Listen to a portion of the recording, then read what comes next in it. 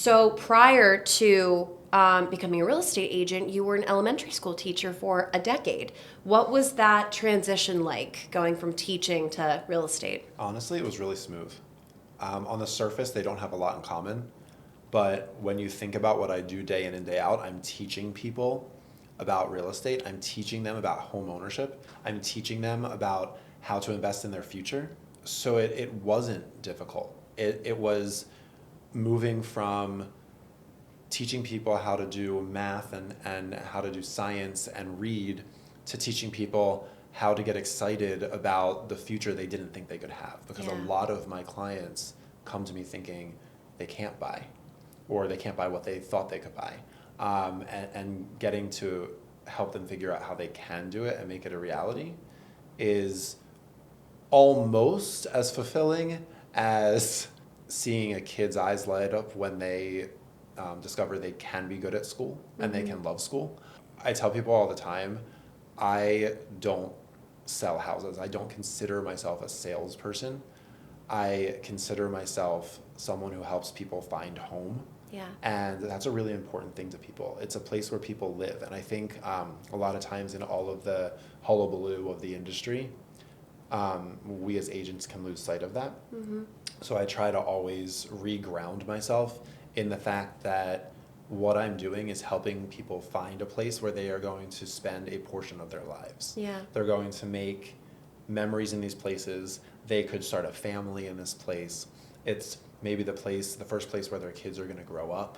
And that's an amazing thing to be a part of, and to be along for that journey and to be trusted with that responsibility is a lot of weight.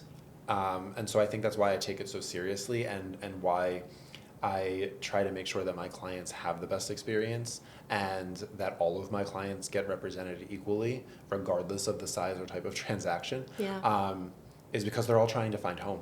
Yeah. And home is, we used to teach the kids there are, only a few essential things that people need. You need food, you need water, you need air, and you need shelter. Mm-hmm. And I'm helping them find one of those essential things. Yeah, exactly. No, I totally agree. You're still teaching. Now you're just teaching adults, and the content of what you're teaching has changed. Now Sometimes. It's real estate. Yeah, that's true. There's a lot that goes into actually, it.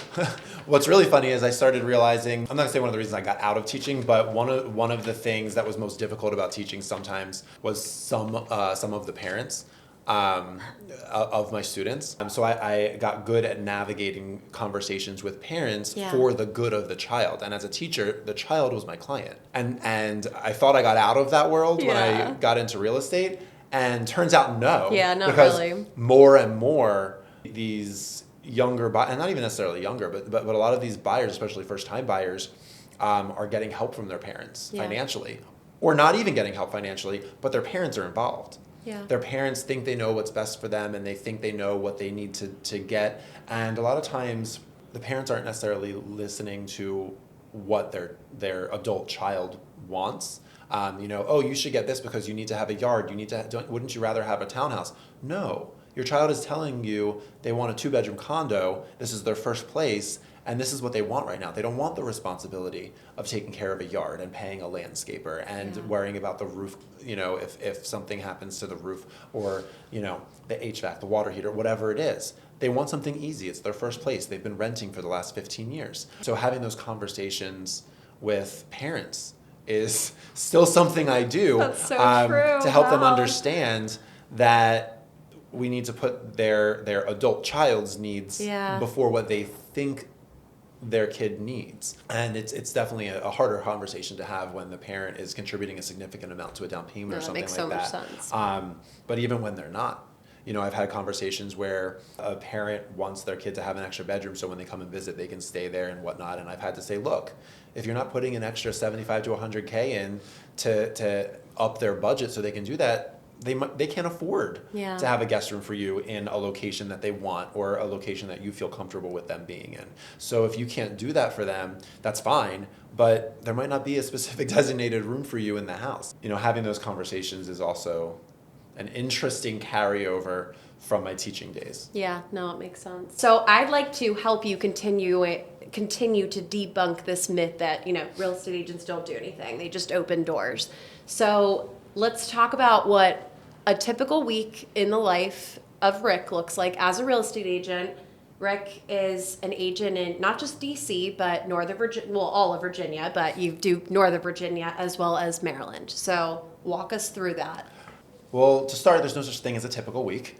I never know what's going to happen or what my week is going to look like. True. For example, if you would have asked me on Friday what this week was going to be, I would have told you it was kind of slow. But I ratified a contract yesterday and 2 more this morning, which as of Friday, I did not know what was going to happen, but now we have inspections to schedule. We have title companies to get in touch with. We have lenders to get in touch with. I have 67 emails right now as I sit here talking to you that are itching at the back of my brain. Yeah. So my Monday became, or I guess it's Tuesday, my Tuesday became completely different from what I thought it would be. Yeah. So when I get a day where I don't have showings and I can sit at my computer and just catch up on, I call it my office days, my clerical stuff. Yeah. I have stuff that I keep a running tab that isn't necessarily time sensitive, and when I have those times, I don't get to just sit and do nothing. I'm filling that time with more, because as a real estate agent, there's always more you can be doing. Yeah. Whether it's the usual stuff people think of writing contracts and doing showings, going out with people to tour places, getting a property ready for sale. There's also the marketing pieces.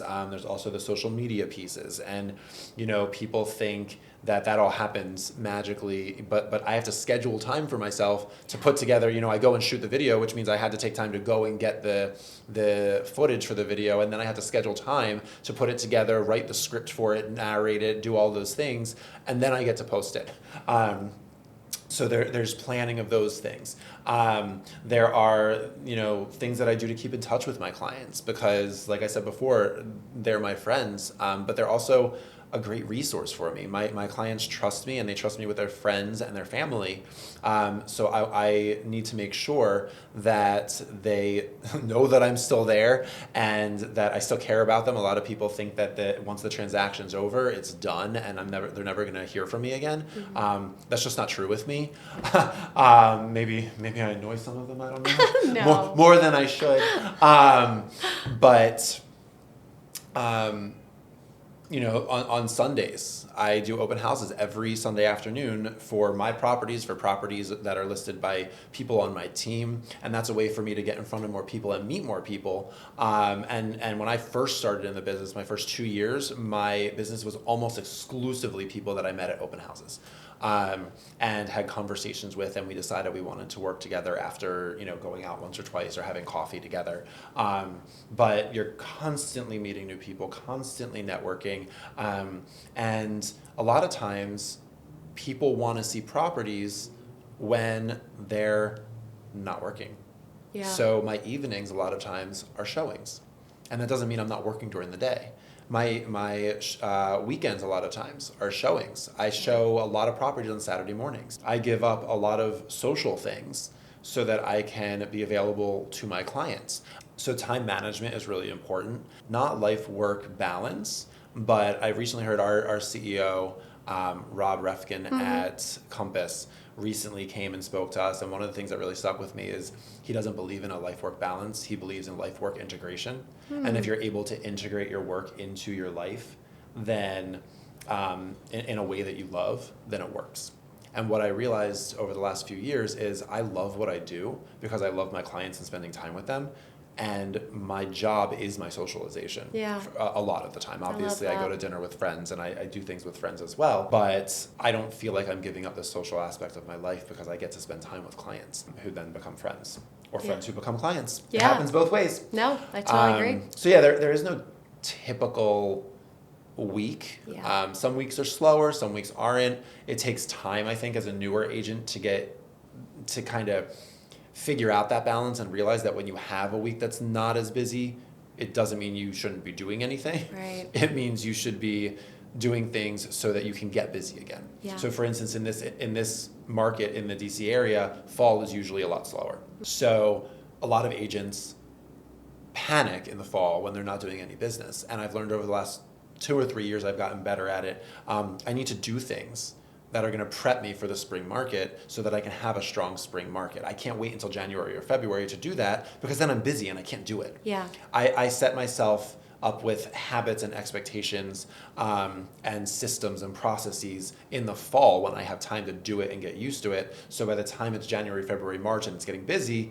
it's second nature and I'm just doing Exactly. it. There is no typical, and that's part of the fun. Yeah, no, I mean, like it. I It's have, a good answer. I have a serious case of ADHD, and it worked for You me and in me the both. classroom, and it works for me as a real estate agent because I'm constantly moving to different things and multitasking, and I can't sit in one place too long. And now I've decided I spend so much time in the car that I'm learning another language Yeah. on a language app I'm as of obsessed. last week. So when I'm in the car for a half an hour driving somewhere, I put on one of the lessons, and it's moving very quickly, and I'm enjoying it. And I decided, I guess, when I travel internationally, I'm just gonna pop it in because the app that I chose Yeah. has access to like 45 languages. It's Pimsleur. Oh. And you can do any of the languages for your monthly fee or your annual fee. Oh. So I'm going somewhere in November. I'm learning that, and then next year we're going somewhere else. So I'm gonna switch in December to maybe my try to gosh. learn I guess a fourth language because I already know Spanish Oh to my some gosh. degree. Don't work with me if you only speak Spanish. Yeah. it's not that good. But I've got people for you if you need a referral. That's so cool. I love it. And that's another aspect that I should mention is something that buyers don't know. If you don't know a real estate agent in your market, or you're going to a new place, or you're coming from a place, if you know someone in another market, an agent in another market, you can ask them for a referral in your city. So for instance, I have people in Philly where I grew up, in California, in Chicago, in Boston, and they've come to me and said, hey, I'm moving to this place, or I don't know a real estate agent, but you're so good at what you do. Can you find me you? Yeah. Well, first they ask me if I can get licensed in Pennsylvania so I can help them, and I say, no, I'm not doing that. But I have people all over the country through my network of agents who work similarly to me, and I vet them, I talk to them, I have relationships with them. So that referral network is a really good resource for people as well if they don't know where to start. Yeah. And I always tell people a referral for an agent is a good place to start, like anything else. If your friend refers you to a restaurant, you're not just going to show up at that restaurant. You're going to go online, you're going to look at the menu, you're going to see if it's the food you want, you're going to see the prices, you're going to look at everything, and then you're going to decide, wow, that was a good referral, I'm going to go. Or, wow, actually, there's only 2 things on this menu I can eat because I'm gluten-free and I don't like either of those. So you still have to do your due diligence with an agent. Getting a referral, you have to ask yourself why the referral is happening. Is it happening because that person had a transaction completed with that agent or more than one and had a good experience and trusts that person and is looking out for you by referring them to you? Is it because their cousin just got into the business and they're trying to help their cousin get some business? Because that's not helping you. Yeah. Is it because they think that you're going to get along with them well, the rapport we talked about, oh, you're going to love this person, but you still have to do your due diligence, and I think a lot of people don't know how to do that. There are multiple sites out there. You can message me on Instagram and I'll look it up for you. But there are multiple sites out there where you can look at reviews of agents. If they have a lot of reviews, look at them. If they don't have a lot of reviews, ask them why. Maybe they're somewhere else. Most of my reviews are on Zillow. So if you look for Google reviews of me, they're not necessarily going to be there because that's not where I collect them. But they should be able to direct you to reviews. And if they can't, ask them why. Or ask yourself why. Ask for references. Since the market has changed a little bit and buyers are being more specific and more careful about who they're working with, I've had several people ask me for references, and I have a lot of clients who have offered to be, and when I ask them, I have clients I've worked with multiple times who have referred me to 3, 4, 5 of their friends, 9 of their friends in one case. References are really important. When you're hiring someone for a job, if you have a great relationship with them and you already know and you've been following them on social media or whatever for all this time, fine. How much business are they doing? Where are they doing business? Yeah. I had an experience last year where someone came to me at an open house, and I asked him who he's working with. I always ask who people are working with because I'm supposed to talk to the agents, not them directly if they're represented in terms of following up with the open house. So I always ask, and he said, oh, I don't know, I'm between two people. I got two references from two different friends, or referrals from two different friends, and I'm probably gonna go with one of them, but I haven't spoken to them yet. And I said, referrals are great, absolutely talk to them, but make sure you do your due diligence. And I explained to him what I just explained to you. Look for how much business they're doing, where they're doing it, referrals, all those things. And that was a Sunday, open house Sunday. And then on Tuesday, he called me and he said, hey, I think I actually want to work with you because I looked at those other two people that I got referred to, and both of them are doing all of their business in Virginia, and I'm looking in DC. So I don't think they know the DC market as well as you do. And, I looked them up, and they each have done a little bit of business, but I want someone who is doing constant business in DC. Yeah. And I think we really connected well over the phone. You answered all of my questions, etc. So I ended up working with them, and they're great. I love them. That was actually, it's about a year ago now. It was June of last year, I think, when they closed. But it's just really important to absolutely get referrals, but always ask yourself why that person is being referred and do your own due diligence as well. Yeah, that's great advice. I completely agree. What's one client story that sticks with you, whether it's funny, emotional, unforgettable? Is it me? One time, I was in the office with a client. I was in the Allied office, and there was a candle lit. Candle? This is the scene of the crime. It is the scene of the crime. It was right here. It was on that shelf. It was on that shelf. There was a candle lit, and Leah was getting ready for something, and she lit her hair on fire. I sure did. I ran in and smacked Oh my it God, out. he saved my life. He did. No, well, that was also before, that was one of the moments I knew I wanted to use you as my realtor. No, truly, because we were doing your first time homebuyer seminar here, and it was so cute, and it was so great. And I'd never hosted one of your first time homebuyer seminars before. And I knew, obviously I knew you, but it was just so cool to see you in your element, sort of in the role of a teacher, just trying to help people get started in that regard. But anyways, I was hosting it here for Rick, and he's out in the lobby greeting his clients coming in, and I'm being all cutesy, lighting some Allied candles in here. My dumb ass lights the candle, and then I'm trying to get some pictures in here, and I was wearing a ponytail. So I backed up to take the photo, and the ponytail literally caught fire. And then one of Rick's clients said, Rick, Leah's on fire. And Rick goes, I know, she's crushing it tonight, isn't she?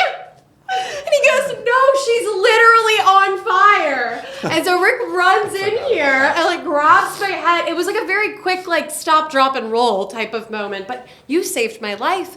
What prepared me for that stop, drop, and roll reaction?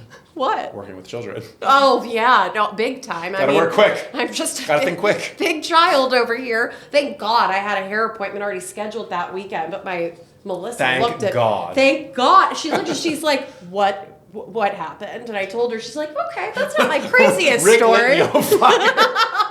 I lit myself on fire. You saved my life.